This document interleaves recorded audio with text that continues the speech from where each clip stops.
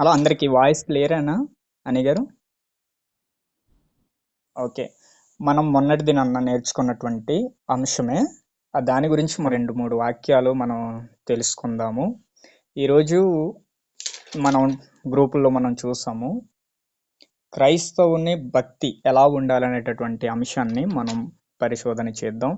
మొన్నటి దినాన్న మనం నేర్చుకున్నటువంటి అంశం దేవునికి ఇష్టమైన భక్తి ఏది అనేటటువంటి అంశంలో చాలా మంది ఈ లోకములో భక్తి పరులుగా కనపరుచుకుంటుంటారు. చాలా మతాల వారు ఉన్నారని మనం నేర్చుకున్నాం. తర్వాత కొన్ని మతాల వారు కొన్ని డ్రెస్సెస్ ద్వారాగా తమ భక్తిని కనపరుచుకుంటూ ఏంటండి స్వామీజీలుగా, తర్వాత అయ్యప్ప మాల వేసుకున్నటువంటి వారుగా చాలా మంది అండి. అంటే వారిని కించపరచటం లేదు కానీ, అంటే వారి భక్తి అలా కనపరుచుకుంటూ ఉంటారు అనేటటువంటి విషయాన్ని మనం నేర్చుకుంటున్నాం. చూడండి, చాలా మంది ఒక నెలల పరిధికి మాత్రమే తమ భక్తిని కనపరుచుకుంటుంటారు. చూడండి, చాలా మంది చలికాలపు వేళలో కొన్ని ఆయా దుస్తులను చూడండి, నల్లటి బట్టలను వేసుకున్నటువంటి వారు ఒక నెలల పరిధి మాత్రమే వారు భక్తి చేసి, ఆ నెలల వరకు మాత్రమే పరిశుద్ధంగా ఉండి, ఆ నెలల పాటు భక్తి కనపరుచుకుంటున్నప్పుడు మాత్రమే పాపం చేయకుండా, ఏంటంటే మాంసాహారాలు తినకుండా అలా కనబరుచుకుంటుంటారు ఆ నెలల్లో. తర్వాత అక్కడ వెళ్ళిన తర్వాత గుడిలోనో ఎక్కడో వెళ్ళి ఆ డ్రెస్ను మార్చుకున్న తర్వాత ఏ పాపమైనా చేయవచ్చు అనేటటువంటి భావన కలిగిన ఈ లోకంలో మనం ఉన్నాం. కాబట్టి గలతీ పత్రిక 4వ అధ్యాయం 8వ వచనంలో మనం చూసాం, ఆ కాలమందైతే మీరు కూడా అలాగే ఉన్నవారై నిజమునకు దేవుళ్ళు కాని వారికి దాసులై ఉన్నారు. ఇప్పుడైతే దేవుని ఎరిగిన వారు గనుక, మరి విశేషంగా దేవుని చేత ఎరగబడిన వారినై ఉన్నారు గనుక, బలహీనమైనవి అలాంటివి నిష్ప్రయోజనమైనటువంటి వాటిని మనం చేయకూడదు అనేటటువంటి దేవుని మాట మనం మొన్నటి దినాన్న మనం నేర్చుకున్నాం. ప్రియులారా, తర్వాత దేవునికి ఇష్టమైన భక్తి ఏది అన్నప్పుడు మంచి నిర్వచనం బైబిల్ నుంచి మనం నేర్చుకున్నాం. యాకోబు రాసినటువంటి పత్రికలో 1వ అధ్యాయం 27వ వచనంలో, దేవుని ఎదుట పవిత్రము నిష్కలంకమైన భక్తి ఏటంటే దిక్కులేని పిల్లలను, విధవరాండ్రులను వారి ఇబ్బందిలో పరామర్శించుటయే అని మనం నేర్చుకున్నాం. అదే నిజమైన భక్తి అని, దేవునికి ఇష్టమైన భక్తి అని అక్కడ రాయబడి ఉంది. గనక ప్రియులారా, మనం అలాంటి భక్తిలో మనం ఎదుగుతున్నామా లేదా అన్నదే మనం ఈరోజు ప్రశ్నించుకోవాలి. ప్రియులారా, ఒకసారి మనం తిమోతి రాసినటువంటి పత్రిక మొదటి పత్రికలోనే ఒకసారి ఒక మాట చదివిన తర్వాత ముందుకెళ్దామండి. తిమోతికి రాసినటువంటి మొదటి పత్రికలో 5వ అధ్యాయం 3వ వచనంలో అక్కడ ఒక మాట ఉంటుంది. నేనే చదువుతున్నాను. నిజముగా అనాథలైన విధవరాండ్రులను సన్మానింపుము. అయితే వాయిస్ వినిపిస్తుందండి? ఓకే. ఇక్కడ చూడండి, 3వ వచనంలో, మొదటి తిమోతి 5వ అధ్యాయము 3వ వచనంలో మాట ఉంది. నిజముగా అనాథలైన విధవరాండ్రులను సన్మానింపుము. అయితే ఏ విధవరాలికైనను పిల్లలు గాని మనుమలు గాని ఎడలను వీరు మొదట తమ ఇంటి వారి ఎడల భక్తి కనపరచు. తర్వాత నెక్స్ట్ మాట, వీరు మొదట తమ ఇంటి వారి ఎడల భక్తి కనపరచుటకును తమ తల్లిదండ్రులకును ప్రత్యుపకారము చేయుటకును నేర్చుకొనవలెను. ఇది దేవునికి దృష్టికి అనుకూలమై ఉన్నది. ఇది దేవునికి ఇష్టమై ఉన్నది. దేవుడు చూడటానికి మెచ్చుకోదగినటువంటి ఈ మాట అండి ఇది. గనక మనం యాకోబు రాసినటువంటి మొదటి పత్రికలు మనం చూసాం. నిజంగా ఏ భక్తి అంటే ఏంటంటే, దిక్కులేని పిల్లలను, విధవరాండ్రులను ఎవరైనా ఇబ్బందులు ఉంటే పరామర్శించటమే నిజమైన భక్తి అని మనం చూసాం. గనక ఇక్కడ కూడా చూడండి, విధవరాలి పట్ల అక్కడ కూడా విధవరాండ్రులను అన్నాడు. అక్కడ విధవరాండ్రులను వారి ఇబ్బందిలో పరామర్శించుటయు అన్నాడు. ఇక్కడ కూడా విధవరాలు గురించి మాట్లాడుతున్నాడు. గనక ఇదే దేవునికి ఇష్టమైనటువంటి భక్తి అన్నాడు. తర్వాత లేని వారిని మనం అన్నం లేని ఆకలిగా ఉన్నటువంటి వారికి అన్నం పెట్టడం, వస్త్రం లేని వారికి వస్త్రం ఇవ్వటం, దిగంబరిగా ఉంటే వాళ్ళకి బట్టలు ఇవ్వటం, రోగి అయి ఉంటే చూడడానికి వెళ్ళటం, ఏంటండి ఇలా మనం తెలుసుకున్నాం. మత్తయి సువార్త 25:32 ఆ రోజు మనం చదివి తెలుసుకున్నాం. అప్పుడు చాలామంది యేసు ప్రభుని అడిగారండి. ఇవి ఇలాగ ఆకలిగా ఉన్నప్పుడు మేము చూడలేదు ప్రభువా. మీరు రోగిగా ఉన్నప్పుడు మేము చూడలేదు. చెరసాలలో ఉన్నప్పుడు మేము ఆదరించలేదు కదా అన్నప్పుడు, లేదు లేదు, బీదలను కనికరించారు, ఆకలి ఉన్న వారికి ఆహారం ఇచ్చారు, దప్పికున్న వారికి నీరిచ్చారు, నాకిచ్చినట్లే అని అక్కడ సమాధానాలు మనం తెలుసుకున్నాం. కాబట్టి ప్రియులారా, క్రైస్తవుని భక్తి ఎలా ఉండాలనేటటువంటి విషయాన్ని ఈరోజు మనం తెలుసుకుంటున్నాం. కాబట్టి అపొస్తలుల కార్యములు 10వ అధ్యాయం అందరు తీద్దాం. ఈ మాట చదివి వినిపించగలరు? ప్రియమైన దేవుని సంగమా, ఒకసారి మాట చదవండి. అపొస్తలుల కార్యములు 10వ అధ్యాయం మొదటి మాట నుంచి మనం చదువుదాం. చూడండి, మనకు దేవుడు మన కొరకు వ్రాయించినటువంటి మంచి మాట. ఇక్కడ మనకు ఒక పాఠం నేర్చుకోవాలి. ఇటాలీ పట్టణం మనబడిన పటాలంలో ఒక శాతాధిపతి అయిన కొర్నేలు ఉన్నారంట. ఆయన చూడండి, ఈ రోజుల్లో ఈయన చూడండి శాతాధిపతి అయి కూడా దేవుని యందు ఎలాగ జీవిస్తున్నాడో మనం ఇక్కడ చూసి నేర్చుకోగలం. ఈ రోజుల్లో మనం చూడండి, చాలామంది ఏదైనా ప్రభుత్వ ఉద్యోగాలు చేస్తున్నా, ప్రైవేట్ సంస్థలో ఉద్యోగం చేస్తున్నా, దేవుని పనిలో ఎప్పుడు బిజీగా ఉండరండి. తమ పనుల్లో, వ్యక్తిగత పనుల్లో మాత్రమే ఎప్పుడు బిజీ షెడ్యూల్గానే ఉంటుంటారు. దేవుడి కొరకు ఎప్పుడు వెతుకులాట ఉండదండి. ఎప్పుడు తమ కొరకు మాత్రమే ఏం తిందుమా, ఏం ధరిద్దుమా అనేటటువంటి మరి ఆలోచనతోనే ఈ ప్రపంచం అంతా వెళ్ళిపోతుంది. గనక ఈ వచనంలో మనం తెలుసుకోవాల్సింది ఏంటంటే, ఒక అధిపతి ఏంటండి 100 మందికి పైగా పాలించేటటువంటి ఈ కొర్నేలి గారి జీవితాన్ని చూసి మనం భక్తి నేర్చుకోవాలండి. ప్రియమైన దేవుని వల్లారా, నిజంగా ఈయన అంతమందిని పరిపాలిస్తున్నా దేవుణ్ణి మాత్రం ఎప్పుడు విడనాడినట్టుగా లేదండి. ఒకసారి చూద్దాం. అక్కడ కొర్నేలి అను భక్తిపరుడు కైసారియాలో ఉండేనట. అతడు తన ఇంటి వారందరితో అన్నాడు. ఇక్కడ అంటే కుటుంబం సమేతంగా అన్నమాట. దేవుని యందు భయభక్తులు గలవాడయ్యుండి అన్నాడు. ఇక్కడ దేవుని యందు భయభక్తులు గలవాడయ్యుండి ప్రజలకు బహుధర్మము చేయొచ్చు ఎల్లప్పుడు అన్నాడు. ఇక్కడ తాను దేవునికి భయభక్తి కలిగి ఉండడమే కాదండి, ఆయన ఎల్లప్పుడు ఏం చేస్తున్నాడంట? ధర్మ కార్యాలు చేస్తున్నాడు.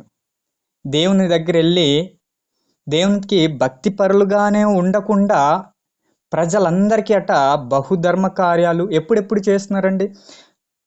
అప్పుడప్పుడు అని అక్కడ లేదు, ఎల్లప్పుడు అని ఉంది. మనమైతే ఎప్పుడు చేస్తుంటాం అంటే అప్పుడప్పుడు చేస్తుంటాం. మన భక్తి అలా ఉంటుంటుంది. కానీ నిజంగా ఈ కొర్నేలిని చూసి మనం నేర్చుకోవాలండి.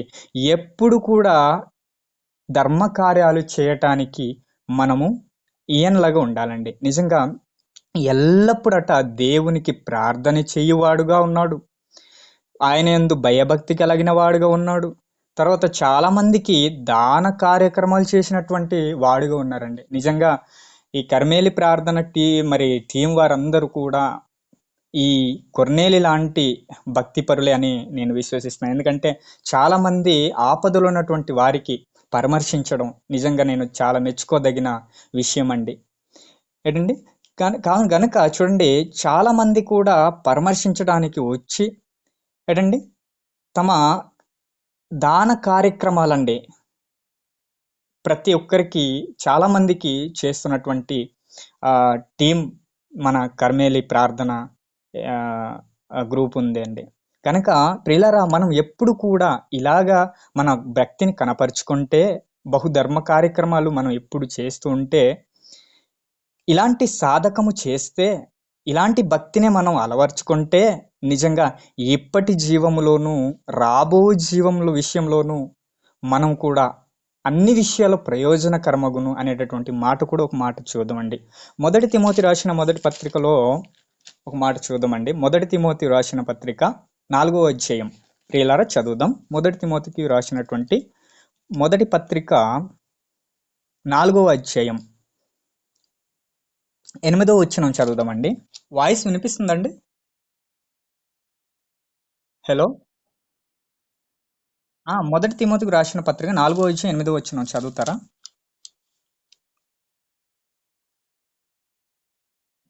నేనే చదివిస్తున్నాను, టైం అవుతుంది కనుక. శరీర సంబంధమైన సాధకము కొంచెం మట్టుకే ప్రయోజకరము గాని, దైవభక్తి ఇప్పటి జీవం విషయములోను రాబో జీవం విషయములోను వాగ్దానంతో కూడినదైనందున అది అన్ని విషయంలో ప్రయోజనకరమగును.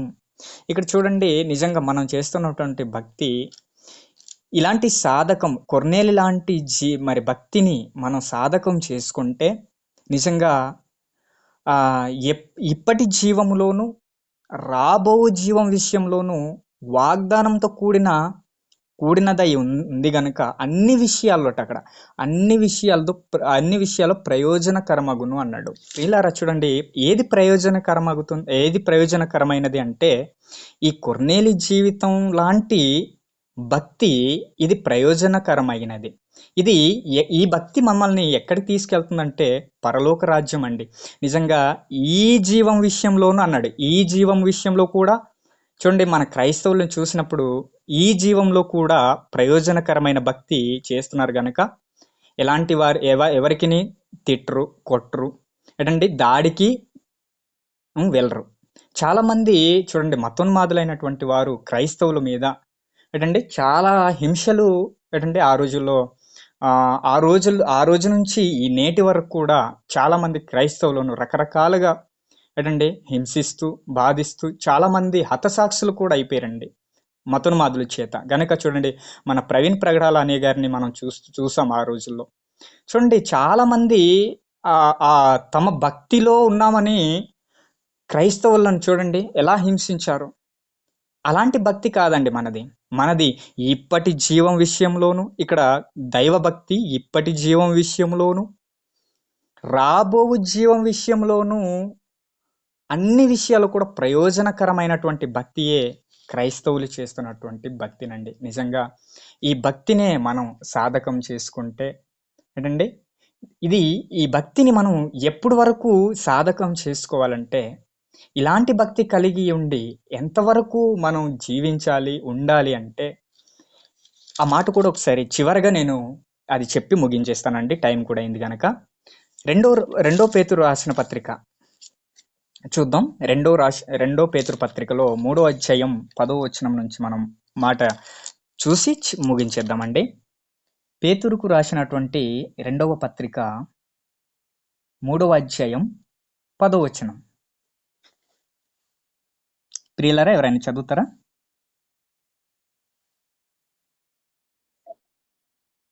రెండో పేతురు రాసినటువంటి పత్రికలో 3వ అధ్యాయం 10వ వచనం.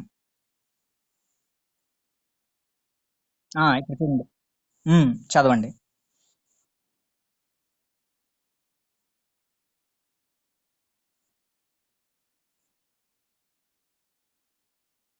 లైన్ అయిపోయింది.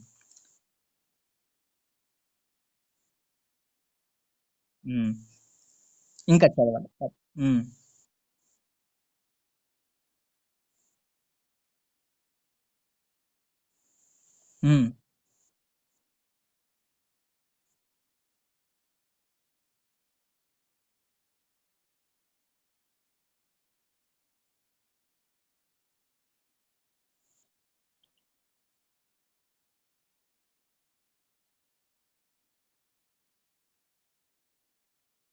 నెక్స్ట్ చదవండి. అయినను మనం ఆయన వాగ్దానం బట్టి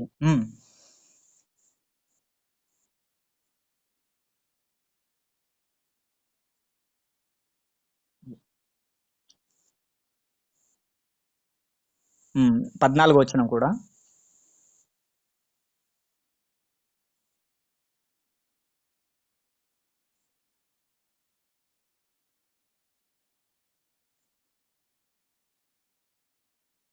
చాలండి. చాలు అమ్మ, చాలు.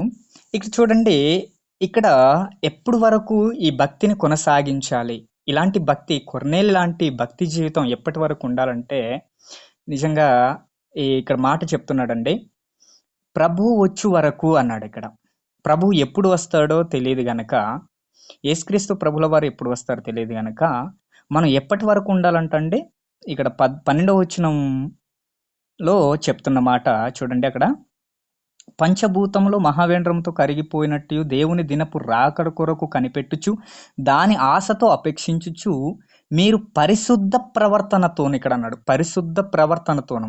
కొర్నేలి గారి జీవితంలో పరిశుద్ధ ప్రవర్తన, భక్తితో పాటు దాన కార్యక్రమాలు చేస్తూ ప్రతిదినం అన్నాడు, అక్కడ ఎల్లప్పుడూ అనే మాట చూసాం.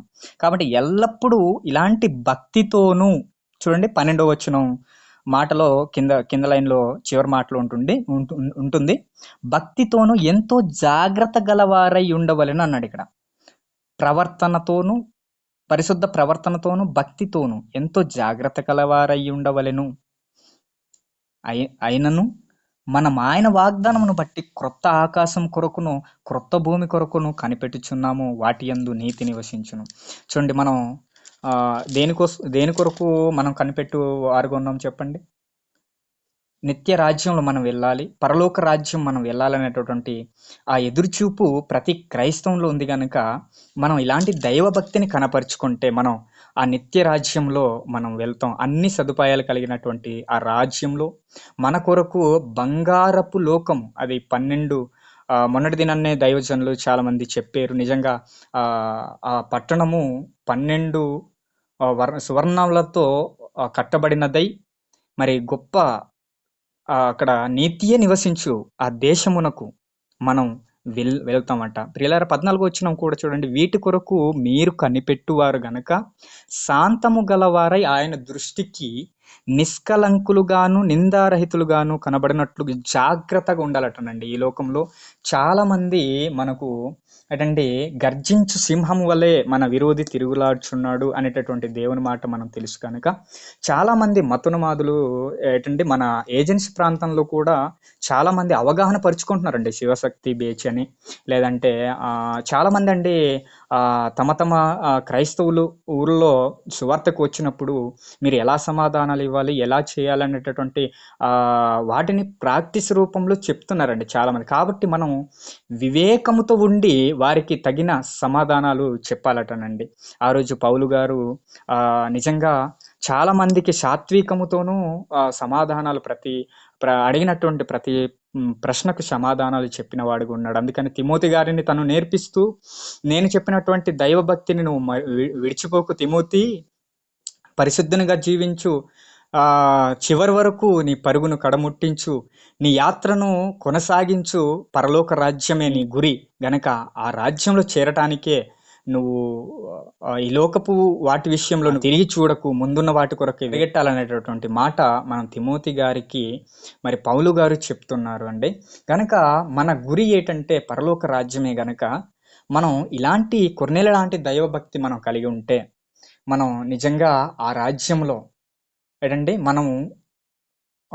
మనం కనిపెట్టుకొనుచున్నటువంటి రాజ్యంలో మనం చేరుతామని చెబుతూ మరి ఈ నా తండ్రి మాటలు ముగిస్తూ